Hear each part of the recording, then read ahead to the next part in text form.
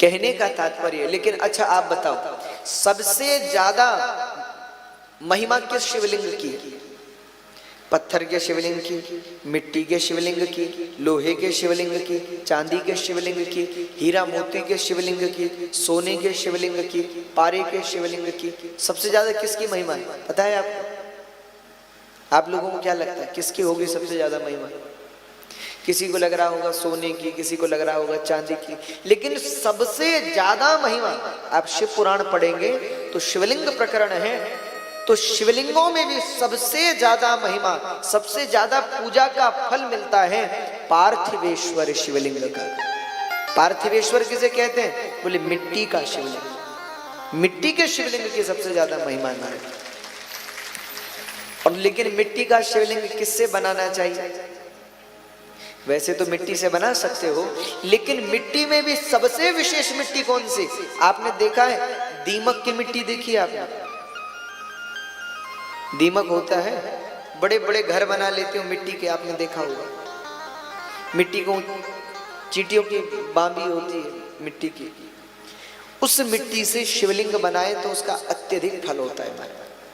उसमें यदि गंगाजल मिला करके, और गंगाजल मिलाकर मिट्टी को बढ़िया ठीक कर कर, छान कर, धोकर, और फिर भगवान शंकर का स्मरण करते हुए यदि शिवलिंग कोई बनाए और फिर उसमें प्रतिष्ठापन करे, और क्योंकि पहले तो मिट्टी है वो, जब प्रतिष्ठा करेंगे तो शिव जी बनेंगे, तो उसमें प्रतिष्ठा करें, और प्रतिष्ठा करने के उपरांत यदि उसका अभिषेक करें तो वह शिवलिंग समस्त इच्छाओं, समस्त मनोकामनाओं को पूर्ण करने वाला होता है।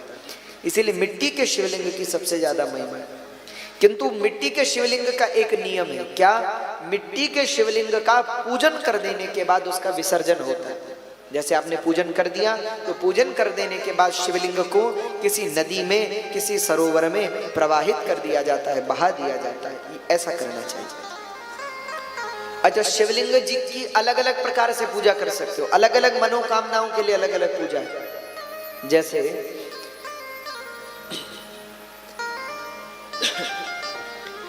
जैसे जिन लोगों को ज्ञान की याचना है,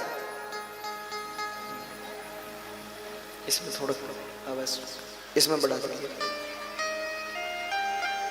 जिन लोगों को ज्ञान चाहिए, मान लीजिए आपके घर में बच्चे हैं, पढ़ाई लिखाई में उतने अच्छे नहीं हैं, तो यदि आप चाहते हैं कि उनकी बुद्धि जो है वो ठीक हो, खूब पढ़ें लिखें, तो उसके लिए बच्चों से दूध से भगवान शंकर का अभिषेक करवाना चाहिए। दूसरा, जिन लोगों के यहाँ धन की कमी है, अच्छा सुनिए, ऊपर कोई हॉर्न लगाए क्या? उसकी आवाज आ रही है, इधर से कहीं से आवाज आ रही है, उसकी कम करिए। इधर से किसी की आवाज आ रही है। अच्छा, यदि धन की कमी, ध्यान से सुनिए, यदि आप चाहते हैं कि धन प्राप्त हो, तो धन प्राप्ति के लिए शहद, मधु, शहद जानते हैं आप लोग, शहद से शंकर जी का अभिषेक करना चाहिए, अथवा गन्ने का जो रस होता है उससे शंकर जी का अभिषेक करना चाहिए, वो शंकर जी पर चढ़ाना चाहिए, तो धन धान्य की कमी नहीं होती। तीसरा, यदि कोई रोग है, कोई बीमारी है और रोग ठीक नहीं हो रहा, बीमारी ठीक नहीं हो रही, तो उसके लिए क्या करें? तो महाराज जल में औषधि मिलाकर, जैसे गिलोई इत्यादि औषधि मिलाकर, अथवा उसकी अनुपस्थिति में क्या कर सकते हैं? तो जल में द्रुवा होती है ना, द्रुवा जानते हैं, द्रुवा को जल में डालिए, और महाराज द्रुवा को जल में मिला करके द्रुवा के जल से शंकर जी का अभिषेक करना चाहिए, अथवा द्रुवा को जल में डालकर उसे पकाकर और द्रुवा का रस निकाल लेना चाहिए, और उसके बाद द्रुवा को हटाकर द्रुवा के उस रस को जब वो ठंडा हो जाए, गर्म जल शंकर जी पे नहीं चढ़ाना चाहिए, शंकर जी को ठंडे जल से स्नान कराना चाहिए। गर्म जल से क्यों नहीं नहलाना चाहिए? गर्म जल जो शंकर जी पे चढ़ाते हैं वो अपराध है, पाप, नहीं चढ़ाना। अच्छा, आप लोग जानते हैं शंकर जी पे जल क्यों चढ़ाया जाता है? किसी को पता है? बोलो, पता है किसी को क्यों चढ़ाया जाता है? देखो, कुछ लोग कहते हैं जलधारा प्रियो शिव, जैसे कहते हैं नमस्कार प्रियो भानु तो वैसे ही कह देते हैं कि जलधारा प्रियो शिव, शिव जी को जलधारा प्रिय है, वो तो ठीक है, हमने माना। लेकिन शंकर जी को जल इतना प्रिय है क्यों? इसलिए प्रिय है क्योंकि शंकर जी ने, कहते हैं, जब विषपान किया, ततः करतली कृत्य व्यापी हालाहलम विषम अभक्षयन् महादेव कृपया भूत भावन। कहते हैं शंकर जी ने जब विषपान किया और विष को अपने कंठ में धारण कर लिया, गले में धारण कर लिया, तो उस विष के कारण शंकर जी का जो शरीर है वो जलने लगा, गर्म होने लगा। शंकर जी को कष्ट होता है क्योंकि विष को कंठ में रखा है। तो महाराज जब कोई भक्त भगवान पर ठंडा जल चढ़ाता है तो शंकर जी का शरीर उस विष से जो गर्म हो जाता है ना, तो ठंडा जल चढ़ाने से शंकर जी को शांति मिलती है और भगवान प्रसन्न होकर के भक्त की मनोकामनाओं को पूर्ण करते हैं। इसलिए शंकर जी को जल चढ़ाया जाता है और जल में भी महाराज ठंडा जल चढ़ाया जाता है। शंकर जी को जितना ठंडा जल चढ़ाओ शंकर जी उतने प्रसन्न होते हैं। इसलिए शंकराचार्य भगवान तो शिव मानस पूजा में कहते हैं, आत्मा रत्नैकल्पितमासनम हिमजलै स्नानम च दिव्यांबरम। हिमजलै, ठंडे जल से भगवान शंकर को नहलाओ। तो अलग अलग मनोकामनाओं के लिए अलग अलग प्रकार से शंकर जी का पूजन करना चाहिए। तो शंकर जी को आप जल सुबह भी चढ़ा सकते हो, शाम को भी चढ़ा सकते हो, दोनों समय चढ़ा सकते हो। शिव जी का कोई ऐसा नियम है नहीं कि सुबह ही चढ़ाना चाहिए या शाम को ही चढ़ाना चाहिए। हमारे भोलेनाथ तो इतने भोले हैं कि जब चाहो तब चले जाओ, शंकर जी को जल चढ़ाओ, शंकर जी प्रसन्न होते हैं। तो शंकर जी की पूजा करें तो किस प्रकार से करें ये आप लोगों ने सुना। दूसरा, जब शंकर जी को जल चढ़ाएं तो नमः शिवाय पंचाक्षरी का जप करते हुए अथवा शंकर जी के पास बैठकर महादेव को शंकर जी की जो अनेक स्तुतियां हैं, चाहे शिवाष्टकम हो, चाहे लिंगाष्टकम हो, चाहे शिव तांडव स्तोत्र हो। कहते हैं रावण के द्वारा रचित जो शिव तांडव स्तोत्र है, जो शिव तांडव स्तोत्र को प्रत्येक संध्या काल में शंकर जी को सुनाता है और शिव जी को जल चढ़ाता है, अथवा प्रदोष के दिन शंकर जी को जल चढ़ाता है भैया, और उस शिव तांडव स्तोत्र का पाठ करता है, उसका क्या फल है? तो उसमें कहते हैं, लक्ष्मी सदैव सुमुखि प्रददात शंभो।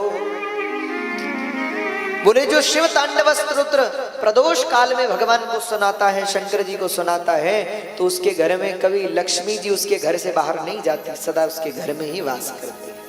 इसीलिए शिव तांडव स्तोत्र का पाठ शंकर जी को सुनाना चाहिए। हर देवता को अलग अलग वस्तु चढ़ाई जाती है। कुछ लोग कहते हैं शंकर जी को तुलसी नहीं चढ़ती, लेकिन ऐसा नहीं है। शंकर जी को तुलसी पत्र भी चढ़ता है। शिव पुराण में वर्णन आया, शंकर जी को तुलसी पत्र आप चढ़ा सकते हो। तुलसी पत्र पर राम नाम लिख करके जो शंकर जी को चढ़ाता है तो ब्रह्म हत्या जैसा पाप भी नष्ट हो जाता है यदि कोई तुलसी पत्र चढ़ाए शंकर जी। क्योंकि इस जगत में वैष्णवानाम यथा शंभु, शंकर जी सबसे बड़े वैष्णव हैं, सबसे बड़े विष्णु भक्त हैं। और शंकर जी के मंदिर में जाकर के जो राम नाम का जप करता है, विजय मंत्र का जप करता है, श्री राम जय जय राम, तो भगवान शंकर उससे अत्यंत प्रसन्न हो जाते हैं। इसलिए शंकर जी को राम नाम सुनाना चाहिए। दूसरा, शंकर जी को आप लोग बेलपत्र चढ़ाते हैं। बेलपत्री चढ़ाते हैं आप लोग, आपके घरों में भी होगी। हम कल उगना महादेव गए थे दर्शन करने, तो वहां जो हमारे साथ थे हमने उनसे भी कहा, आप लोगों से भी कहते हैं, आप कभी भी शंकर जी के मंदिर में जाओ बेलपत्री चढ़ाने के लिए, तो बेलपत्री कैसे चढ़ानी चाहिए कई लोगों को नहीं पता। हाँ, बहुत ध्यान से सुनिएगा। कहते हैं जो पूर्ण बेलपत्र भगवान को चढ़ाता है पूरा, तो शंकर जी को वज्र के समान कष्ट होता है। बेलपत्री जो होती है ना, उसके पीछे का जो भाग होता है, डंठल जिसको कहते हैं, जानते हैं? बेलपत्री का जो पीछे का भाग होता है, जो पेड़ से जुड़ा रहता है, उसको तोड़ लेना चाहिए। कई लोग पूरा ही बेलपत्र शंकर जी पे चढ़ाते हैं, तो जो पूर्ण बेलपत्र चढ़ाता है, शंकर जी उसे रुष्ट होते हैं, नाराज होते हैं। और हम कल गए थे महादेव का दर्शन करने, तो हम देख रहे थे बहुत सारे लोग बेलपत्र चढ़ा रहे हैं शंकर जी पे, और महाराज डंठल सहित पूर्ण बेलपत्र चढ़ा रहे हैं। तो वो पाप है, अपराध है, पूरा बेलपत्र नहीं चढ़ाना चाहिए। पीछे का भाग तोड़ करके, डंठल का भाग तोड़ करके, और प्रयास करें कि बेलपत्री कैसे चढ़ाएं। तो बेलपत्री पर ओम नमः शिवाय लिखें, चंदन से ओम नमः शिवाय लिखिए, अथवा राम राम लिखे, अथवा शिव शिव लिखे। ऐसा लिख करके, ये ना लिख सके तो कम से कम बेलपत्री के तीनों पत्तों पर चंदन लगा कर। अच्छा, कई लोगों को बेलपत्री चढ़ानी भी नहीं आती, कई लोग उल्टी बेलपत्री चढ़ाते हैं शंकर जी। बेलपत्री का जो आगे का कोमल भाग होता है ना, वो नीचे की तरफ रखा जाता है शंकर जी की तरफ। और महाराज कोटि कन्या महादानम एक बिल्व शिवार्पणम, कोई एक बेलपत्र भगवान शंकर को चढ़ाए तो करोड़ों कन्याओं के दान का फल मिलता है महाराज, इतना फल है। तो बेलपत्री पर चंदन लगा करके, और फिर चंदन युक्त बेलपत्री शंकर जी पर जो चढ़ाता है, महादेव उस भक्त से अत्यंत प्रसन्न होकर उसकी संपूर्ण मनोकामनाओं को पूर्ण करते हैं। तो इस प्रकार से शंकर जी की पूजा करनी चाहिए। दूसरा, अब आप और हम सुने कि ये तो आपने सुना कि कैसे चढ़ाना चाहिए, क्या करें। अच्छा, हमारे राम जी ने भी रामेश्वरम में शिवलिंग स्थापित किया है। लिंग था विधिवत करी पूजा, शिव समान प्रिय मोहि न दूजा, भगवान ने कहा है। एक कथा जो बहुत दिनों से हम जिसकी चर्चा कर रहे थे, जिस दिन हम जहाँ मानस का पाठ गोष्ठी के सब सदस्य करते हैं, वहां भी हम गए थे, वहां भी इस प्रश्न पर हमारी चर्चा हुई। तो हम उस कथा को भी थोड़ा सा आपको सुना दें। तो अच्छा, एक भाव है, आप लोग जानते हैं कि राम जी ने शिवलिंग को स्थापित तो किया, पर क्या बिना ब्राह्मण के शिवलिंग स्थापित किया जा सकता है? ब्राह्मण का होना तो अनिवार्य है। तो राम जी ने, और समुद्र का किनारा, समुद्र किनारे महाराज ब्राह्मण भी कहां मिलेंगे? तो क्या आप लोग जानते हैं शिवलिंग किसने स्थापित करवाया? तो एक दिव्य कथा हम आपको सुनाते। एक ग्रंथ है, उसका नाम है इरामावतारम। क्या नाम है? इरामावतारम। तेलुगु भाषा में लिखी गई है, रामायण ही है, लेकिन उस रामायण को जैसे जिसकी कथा पर हम सुन रहे हैं, इनको कहते हैं रामचरितमानस। वाल्मीकि जो द्वारा रचित वो कहते हैं वाल्मीकि रामायण, वैसे ही उनका नाम है इरामावतारम, तेलुगु भाषा में लिखी है। और उस ग्रंथ में एक बड़ी दिव्य और अद्भुत कथा है। उस कथा को आप प्रेम से सुनिएगा, भाव से सुनिएगा, हृदय से सुनिएगा, ध्यान से सुनिएगा। कहते हैं राम जी ने जब शिवलिंग स्थापित करने का विचार किया, तो राम जी ने सोचा कि स्थापित करने के लिए किस ब्राह्मण को बुलाया जाए। कहते हैं ऐसा विचार करके राम जी ने जामवंत जी से सलाह ली कि जामवंत जी, आप तो वृद्ध हैं और हम सब में सबसे बूढ़े आप ही हैं, तो आप कोई हमें बताइए उपाय जिससे हम शंकर जी को स्थापित कर सकें।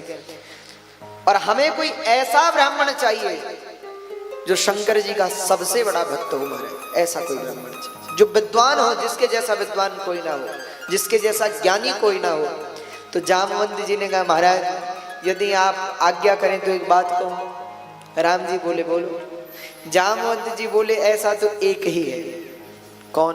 बोले रावण। वही है, इतना उसके जैसा न तो कोई विद्वान है न कोई शिव जी का भक्त है।